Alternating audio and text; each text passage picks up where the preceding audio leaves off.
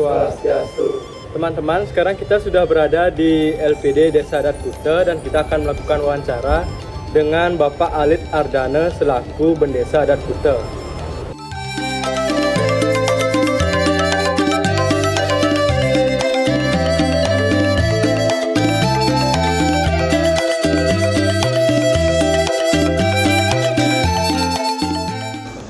Pak Swastiastu dan juga perkenalkan Pak, nama saya Ido Julia Sitawikarenda, selaku dari mahasiswa Universitas Normadewa. Ingin bertanya terkait tentang tugas antropologi Pak yang bertemakan masyarakat adat kita dalam mengelola pantai untuk kepentingan religi dan pariwisata perspektif perubahan sosial.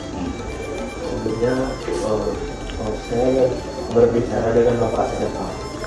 dengan Bapak Alit Ardana, Bendesa Adat. Bendesa Adat Kuta, Pak. Saya izin bertanya.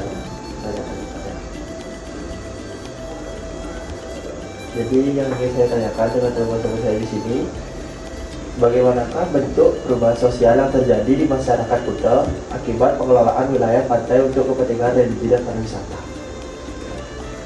Masih pertanyaannya perubahan sosial daripada masyarakat Desa Adat Kuta dengan adanya perkembangan pariwisata dan juga pengaruh religi. Tentunya perubahan itu pasti ada. Ya, sekarang kita mau membuat perubahan itu menjadi baik atau tidak.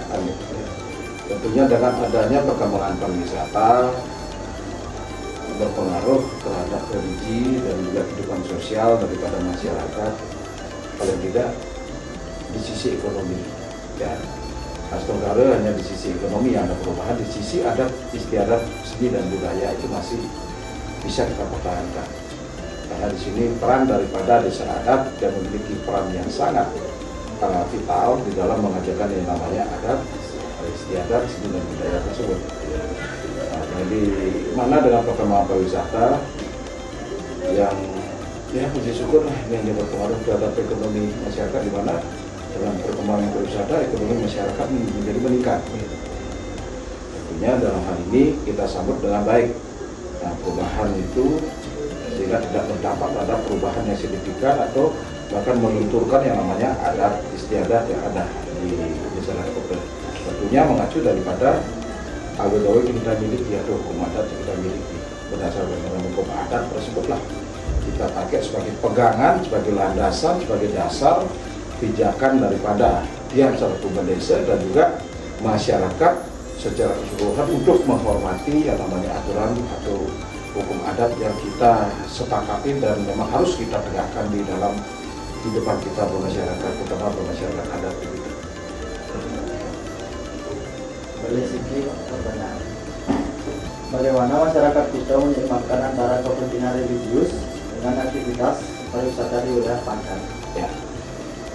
Bagaimana cara menyeimbangkan? Tentunya di sini kita harus pintar-pintar memproteksi diri.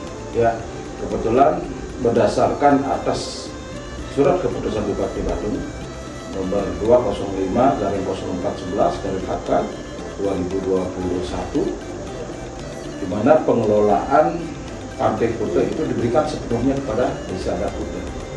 Ya, dengan dasar hukum itu kita memiliki kewenangan, yaitu Desa Adat Kuta memiliki kewenangan untuk mengelola kawasan pesisir yaitu Pantai Kuta yang bentangannya itu 4,2 km dari perbatasan dengan bandara itu ke utara sampai ke perbatasan dengan Legian. Tentunya dengan bentang pantai yang cukup panjang dan luas, di sana kita membagikan atau mengklasifikasikan wilayah-wilayah atau area-area di mana area yang memang kita sektorkan atau kita pusatkan untuk pariwisata dan mana kita pusatkan untuk religi atau kegiatan adat. Nah, di sini ada kegiatan-kegiatan adat yang biasa kita lakukan mempergunakan daerah pesisir atau pantai, yaitu upacara ngaben, nyekah, melasti, itu kita menggunakan, masyarakat mempergunakan untuk kegiatan-kegiatan religi tersebut atau adat istiadat tersebut. Lalu di area yang pariwisata, yang kita khususkan pariwisata, tidak kita menggunakan untuk kegiatan religi, Ya. kita pusatkan di sana untuk kegiatan pariwisata. Tetapi kalau memang ada wisatawan yang ikut ingin gabung atau ingin menyaksikan atau melihat, menonton daripada kegiatan religi kita, itu kita perkenankan dengan catatan, ya, dengan catatan berpakaian yang sopan, menghormati adat kita, budaya kita, gitu. Ya, boleh dikatakan mereka harus mengikuti apa yang menjadi arahan kita, karena setiap kegiatan adat atau religi yang dilakukan di pesisir pantai atau di pantai Kuta itu kita biasa melibatkan satgas pengaman kita, yaitu pecalang. Di mana pecalang itu pasti jaga di setiap ujung-ujung daripada area tersebut. Gitu. Apabila ada wisatawan ingin gabung, tentunya di sana akan diproteksi, akan dilihat apakah sudah berpakaian sopan, apakah mereka sudah tingkah lakunya sopan, begitu. Kalau tidak ya kita larang. Tapi kalau sudah dia ikut mengikuti apa yang jadi arahan kita, dia mungkin dia harus berpakaian atau pakai kamben atau pakai kain, ya kita sarankan pakai kain dan dia boleh ikut menonton. Karena bagaimanapun kita terbuka, ya kita boleh menerima wisatawan perkembangan pariwisata, tetapi dengan catatan jangan sampai menodai apa yang menjadi adat istiadat kita. Kita boleh dikatakan kita tidak menjual murah yang namanya adat istiadat, apalagi pariwisata kita sesuai dengan arah pemerintah. Wisata yang diajarkan di sini adalah pariwisata budaya, di mana pariwisata harus menghormati budaya yang ada, adat istiadat yang ada. Gitu. Tentunya di sini ya peran penting desa adat juga di sini. Desa adat harus berani bergerak, harus berani menegakkan yang mana menjadi aturan yang memang disepakati seperti itu.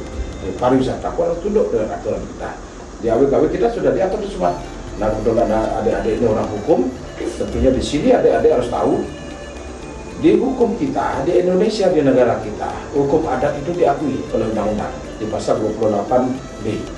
Adik-adik boleh lihat di sana di Undang-Undang Dasar 1945. Di sana hukum adat kita diakui.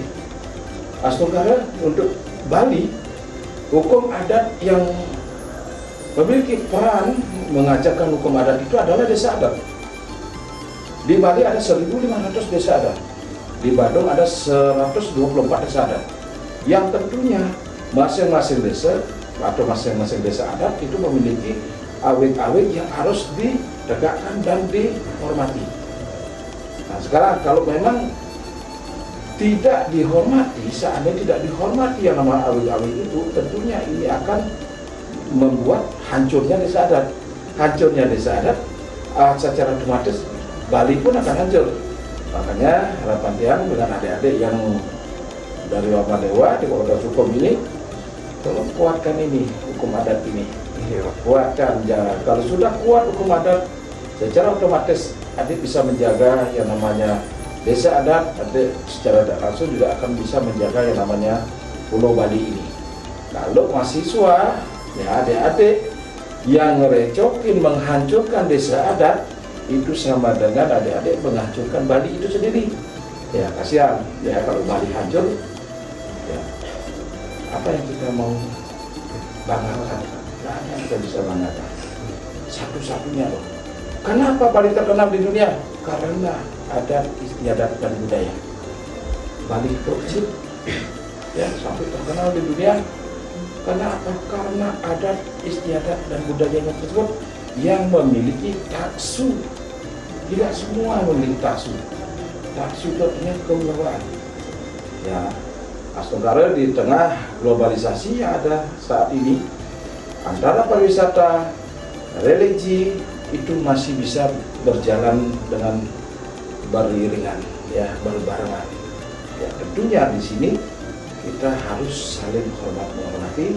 Kalau kita ingin Bali maju, pariwisata kita majukan, religi dan adat istiadat seni budaya kita pertahankan.